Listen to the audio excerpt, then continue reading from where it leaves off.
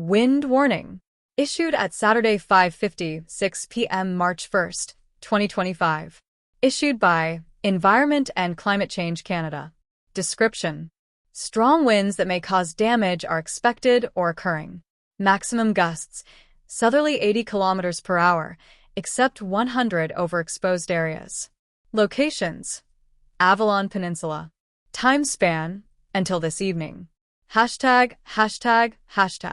Damage to buildings, such as to roof shingles and windows, may occur. Wind warnings are issued when there is a significant risk of damaging winds. Please continue to monitor alerts and forecasts issued by Environment Canada. To report severe weather, send an email to nlstorm@ec.gc.ca or post reports on X using #NLWX.